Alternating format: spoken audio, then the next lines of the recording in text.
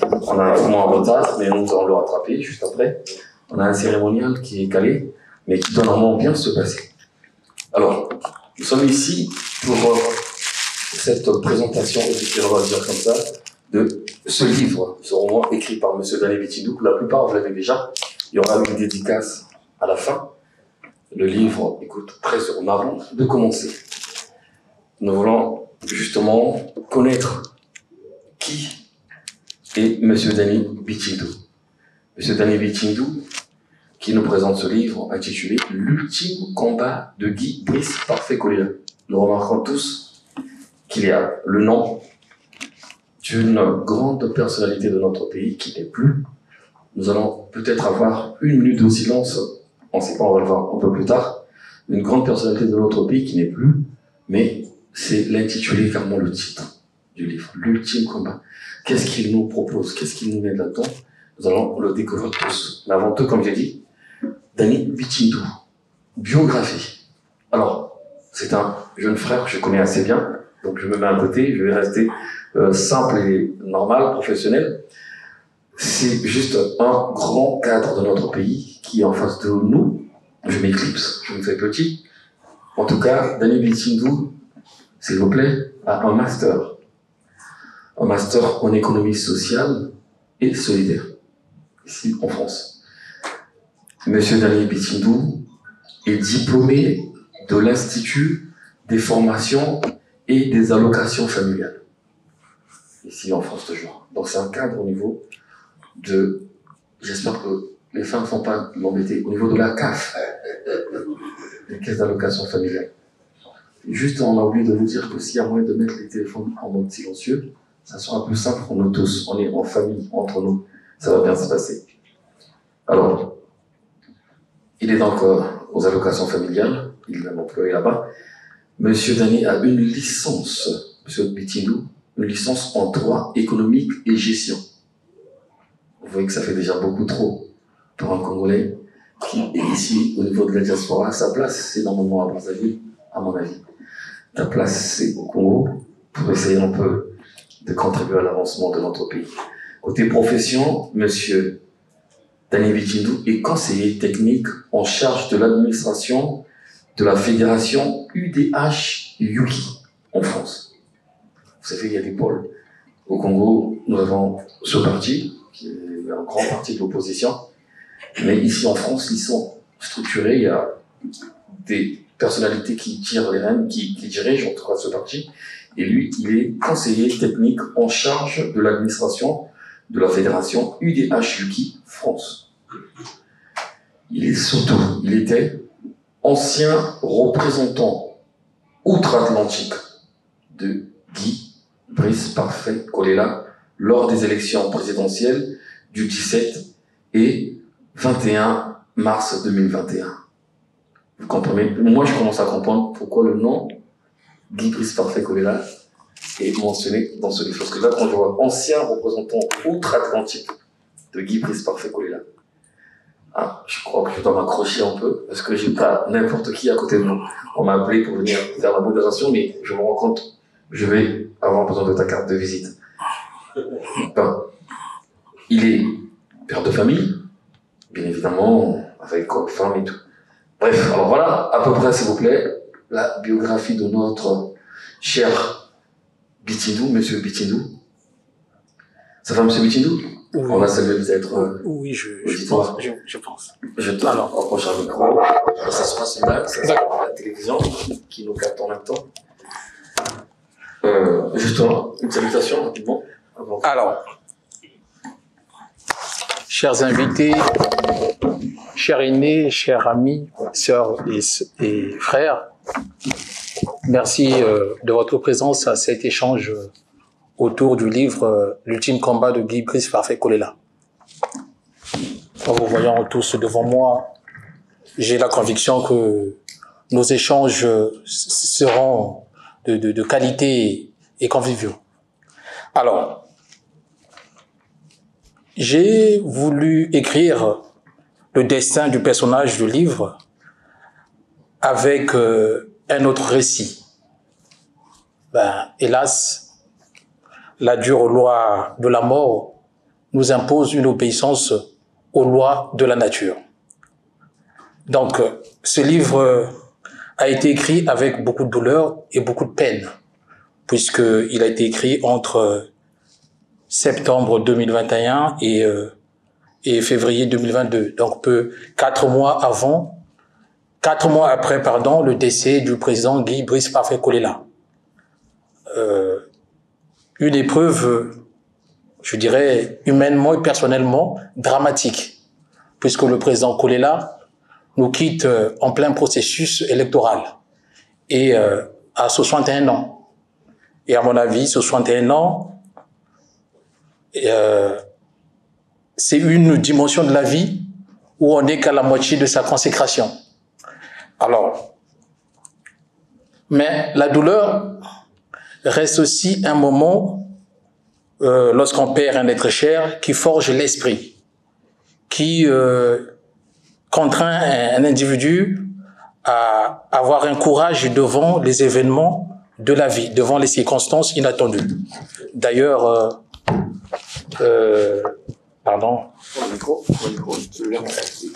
D'ailleurs, Jean-Sébastien Bach écrit que ma joie demeure lorsqu'il perd son fils.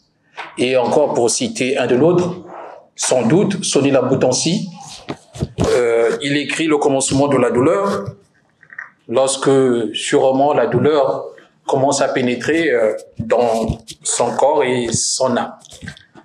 Alors, j'ai donc écrit ce livre pour rendre un hommage suprême à un mentor, à un président d'un grand parti, l'UDH-UKI, le président Guy Brice Parfait Kolela. Monsieur Dali, je me permets de vous interrompre. Nous sommes en famille, nous sommes en débat, échanger tout ce qui va se passer ici. Monsieur Dali, vous parlez de Monsieur Kolela. Ça, c'était pas prévu, mais je le fais dans cette auguste assemblée. Vous parlez de Monsieur Kolela. Vous semblez bien le connaître. Nous voulons, pour certains qui sont là, nous voulons vraiment déjà, avant que vous vous lâchiez dans votre exposé, une présentation succincte sur Monsieur Bichindou dans la politique, dans l'UDH Munda, comment on appelle ça? UDH-UKI, s'il vous plaît. D'accord. Alors, excusez-moi. Monsieur Dali, vous avez quelle fonction, vous avez quel rôle dans ce parti? D'accord. Au sein de l'UDH-UKI, bon, j'allais le dire, puisque au sein de l'UDH-UKI, pour ne pas se répéter, je suis coordonnateur du pôle en charge de l'administration de la Fédération UDH-UKI France. Et lors des élections législatives présidentielles de 2021, j'étais le représentant outre-Atlantique du candidat Guy Brice Parfait Kolela. Alors, d'accord. Alors, j'insiste, je vois des jeunes dames ici. Yuki, en fait, c'est quoi exactement? UDH-UKI, c'est quoi? Nous savons, mais essayez de le dire. Alors, à mon avis,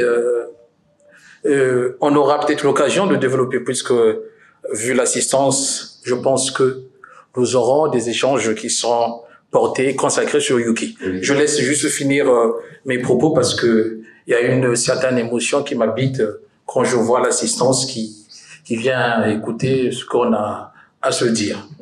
Ah, donc, ce livre est un récit à l'accent d'un essai, puisque les faits qui sont évoqués dans les livres sont réels et que nous portons une analyse critique de l'opposition congolaise, excepté le président Kolela qui nous a quittés, le sénateur Noël Lutonou qui nous avait quittés une année bien avant, pendant la première vague du Covid.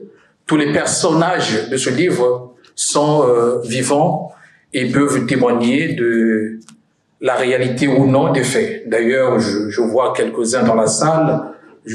Lucrèce Nguedi, qui a été porte-parole du président Kolela, brillant porte-parole, Maître Ndokolo, qui est conseiller juridique, Dieudonné Kilamou, secrétaire en charge des trésors, Badiabio Jonathan, qui est un des coordonnateurs du pôle, et pour ne pas oublier notre excellent président Tadé Mayenga. Alors, donc, ces faits se déroulent entre Brazzaville et Paris, puisque le président Kolela est franco-congolais de nationalité et il est domicilié à Brazzaville, où il a exercé plusieurs fonctions ministérielles. Il était député de la circonscription unique de Ginkala et donc il a fondé l'UDH Yuki, donc l'Union des démocrates humanistes Yuki, après avoir quitté le parti de son père, le MCDDI, et en passant par l'IDC Froca, le CODEA, ainsi de suite. Alors, les grands aspects, évidemment, de ce livre sont consacrés au combat, à la vision de Guy Brice Parfait Kolela et ses rapports avec les leaders de l'opposition et ses rapports même avec les activistes de la diaspora congolaise qui ont été à un moment tumultueux du fait de sa position lors des élections de 2016.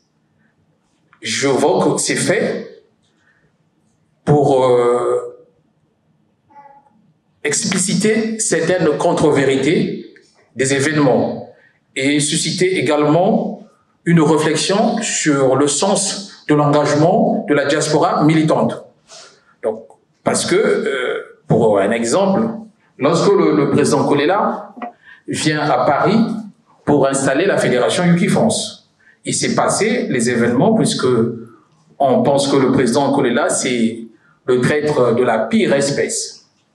Donc, au dernier moment de sa vie, on a remarqué que cette diaspora était pour la plupart favorable au courage de Guy Brice Parfait Kolela. Dans ce livre, je parle également de ma rencontre avec Guy Brice Parfait Kolela. Comment j'ai pu monter en confiance et en responsabilité. Donc jusqu'à me confier la charge de la mise en œuvre technique du pilier 5 du candidat et me désigner comme ancien représentant outre-Atlantique.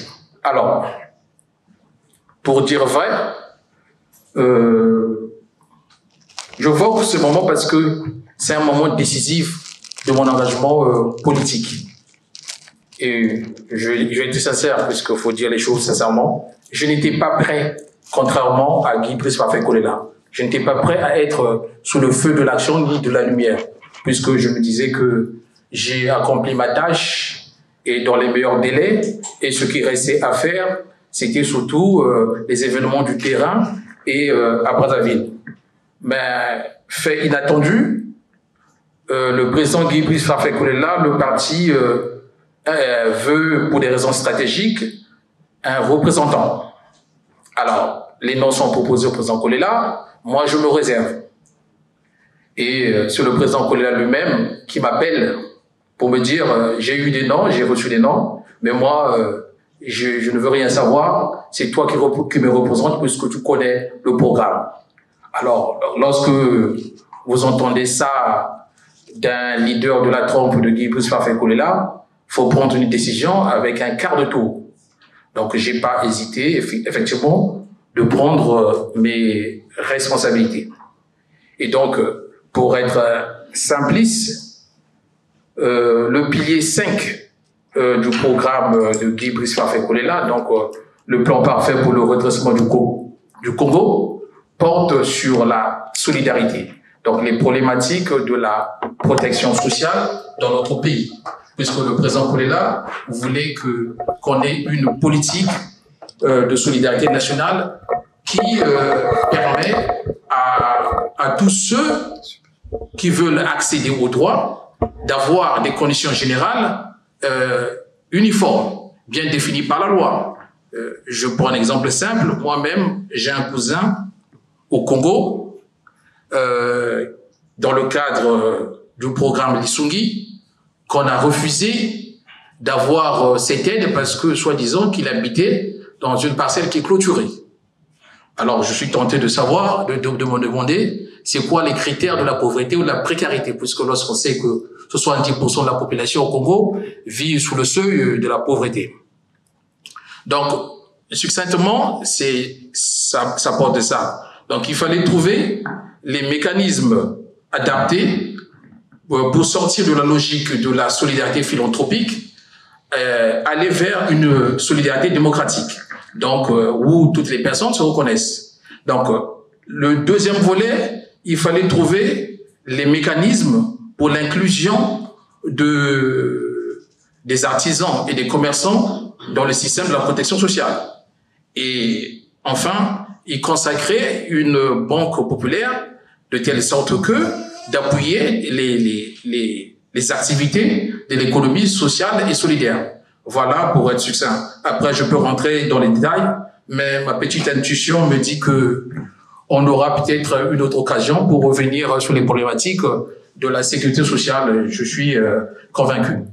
Enfin, l'autre grand aspect du livre, c'est une analyse politique, ou je dirais une critique analytique de l'attitude de l'opposition vis-à-vis du candidat Guy-Brice Parfait Kolela. Alors, le cas le plus incongru, c'est l'attitude du chef de l'opposition.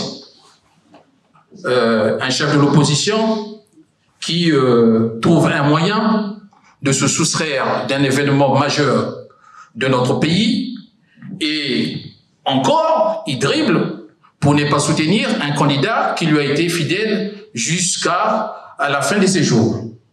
Donc, je considère que c'est assez dramatique et je parie que toutes les écoles de sciences politiques du monde réunies, si on leur donne ce sujet, tout le monde aura une copie nulle, je pense, parce que personne ne va rien comprendre. L'opposition congolaise, j'ai comme l'impression, si on était dans la chimie, on serait dans la loi de Lavoisier.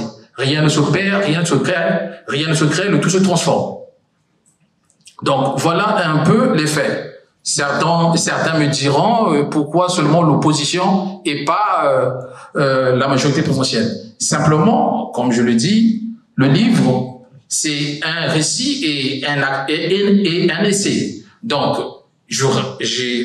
j'évoque des faits que j'ai vécus et j'apporte une analyse des événements qui sont endogènes à ma propre famille pour trouver des solutions qui impactent aujourd'hui l'opposition congolaise. Alors, pour être clair, j'étais partagé entre l'auteur que j'étais, l'auteur que je suis, le membre de l'UDH-UKI que je reste, tout au moins pour l'instant, et le représentant du candidat que je fus. Donc, il fallait trouver l'alchimie pour malaxer tout ça. Moi, j'évoque ça parce qu'il y a une particularité qui est propre à l'opposition congolaise. Les partis de l'opposition congolaise, lorsqu'ils perdent leur leader, perdent également le sens, l'idéal politique de leur fonctionnement.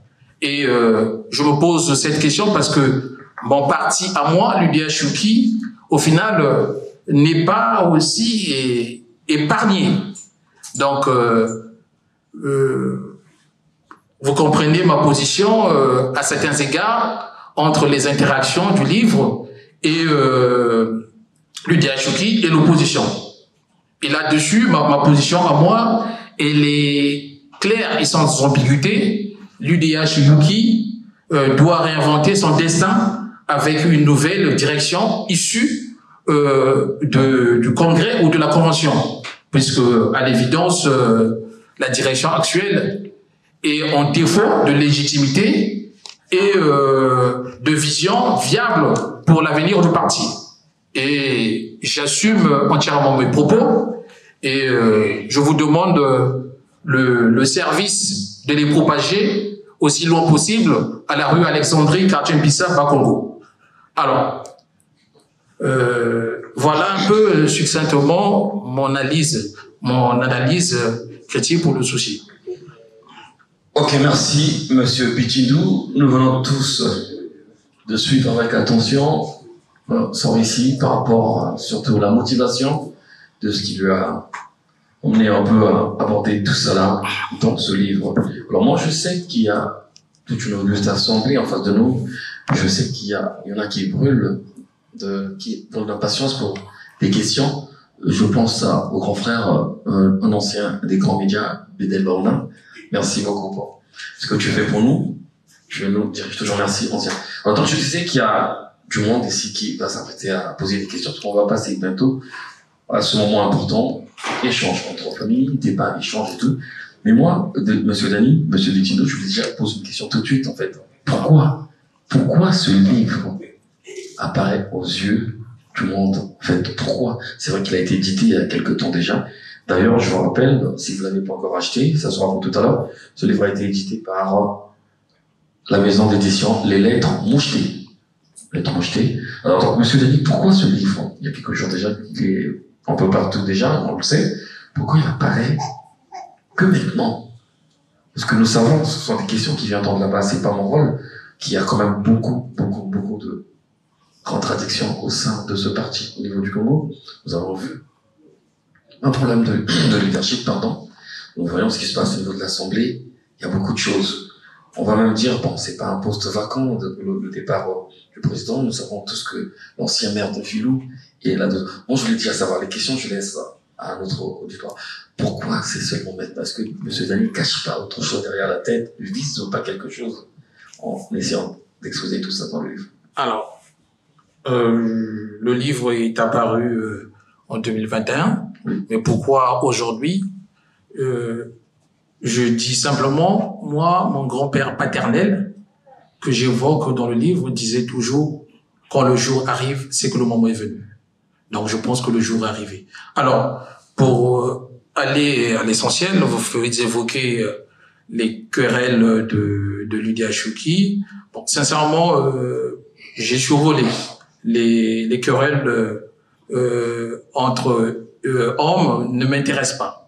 Moi, ce qui m'intéresse, c'est ce que nous, jeunes cadres de l'UDHUKI, pouvons apporter à ce parti pour essayer de relever ce défi de l'existence de l'UDHUKI. Après, moi, je ne commente pas les querelles individuelles parce que j'estime que ce sont des querelles entre membres du bureau politique qui se dribblent entre eux avec des notes ou des actes visant à rester avec les rênes du parti et les dividendes qui vont avec. Donc ça, c'est pas mon problème en soi. Le problème, c'est ce que nous pouvons faire, l'UDHUKI, tous ces cadres qui sont à un niveau intermédiaire de responsabilité, comment nous pouvons apporter notre voix pour essayer de concilier toutes les tendances de ce parti, puisqu'en réalité, on est obligés tous d'aller vers la même direction. Et le président Kolela nous laisse avec tout le monde et qu'on a besoin de tout le monde, de rassembler tout le monde, de taire nos égos et notre moi pour aller à l'essentiel. Donc, je me réserve de commenter les querelles personnelles. Avant de conclure, je tenais à exprimer toute ma gratitude à tout le monde ici présent dans la salle et à Bédel Baouna particulièrement, puisque sa rigueur grammaticale qui m'empêchait de dormir, et il le prouve encore ici, et que en réalité, Monsieur Baouna, je pense qu'on aura les occasions de continuer le combat, puisque toi et moi, c'est ce qu'on appelle en lingala rondo. Alors, et avec tous mes respects, mon estime pour les chers écrivains qui sont là, nous avons des sujets divers, et ce n'est qu'un premier livre. Je suis un primo-écrivain. Sans doute qu'il y aura des livres qui vont arriver avec d'autres problématiques. Mais comprenez que la douleur qui était la mienne, je ne pouvais pas, n'est pas immortaliser la mémoire du président Kolela qui m'a quasiment tout donné et qui m'a fait confiance. Donc, comprenez les interactions du livre avec tout ce qu'on se dit, puisque c'est aussi ça l'actualité, et l'engagement, c'est aussi ça. Mon dernier mot pour conclure, c'est que le livre était un moment d'enseignement, de travail et de passion que j'ai pour le Congo, que j'ai pu acquérir à côté du président Kolela et que je partage avec le lecteur, parfois avec mélancolie, indignation, détermination, parfois avec lassitude. Donc, il y avait tant de choses à dire, tant de choses à écrire.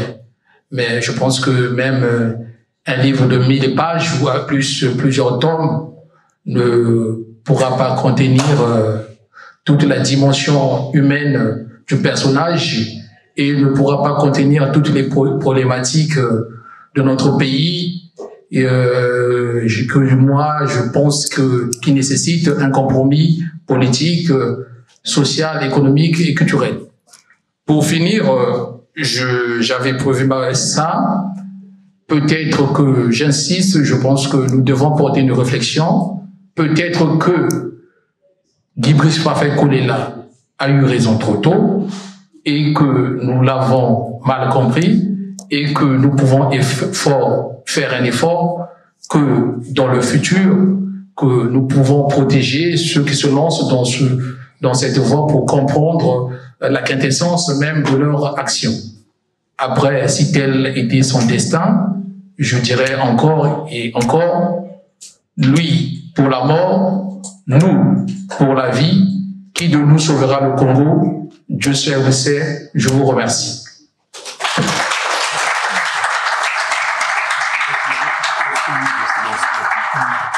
Et sans, j'allais oublier, merci de me rappeler, vraiment en toute considération traditionnelle, puisque nous avons parlé d'un personnage du livre qui n'a rien à voir au-delà de la politique, il reste un compatriote, un humain qui a perdu la vie, et nous demain, c'est peut-être notre tour. Je vous demande, pour le moment, se lever, d'observer au moins 1 minute de silence pour se séparer. Merci.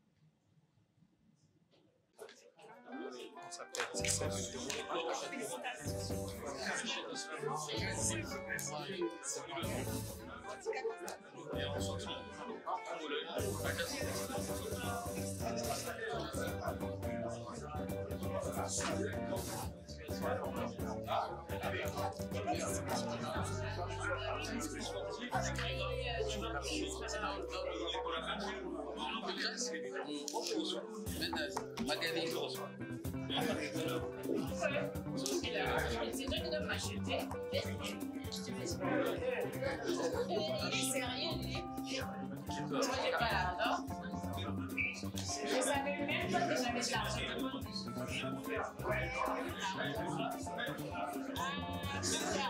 Pourquoi tu me fais ça?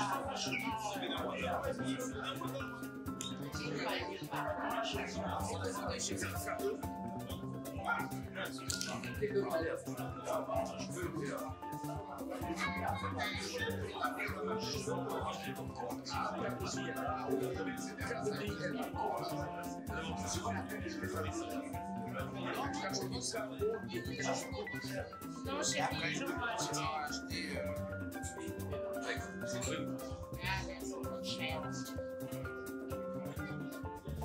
On va acheter un livre. Monsieur, il y a. Ça y est. Si, si. Ne tu t'es pas. Merci. Merci.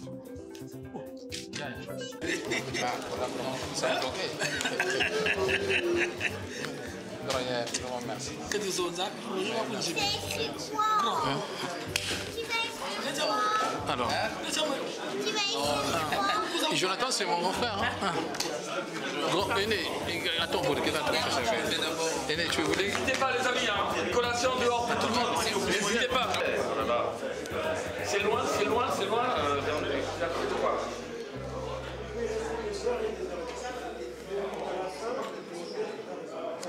Tu dépasses donc la vue. ou à France?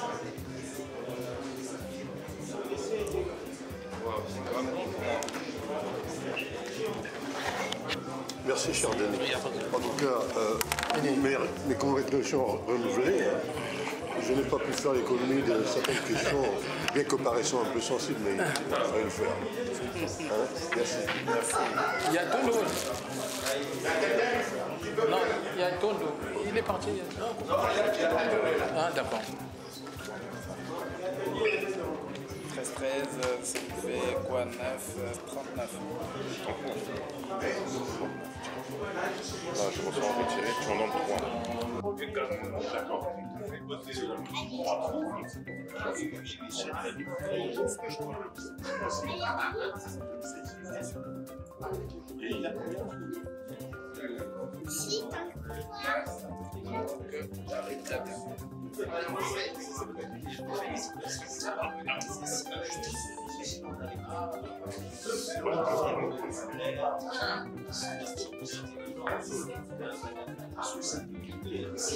Ramène la différence.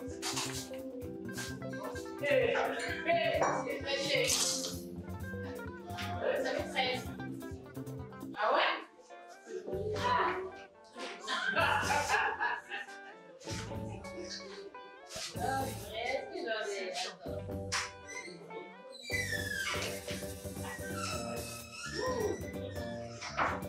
Alléluia, bonsoir. Non. Il n'y a pas, parce que moi je savais pas que j'avais des espèces. Je pensais que j'en avais pas. Non.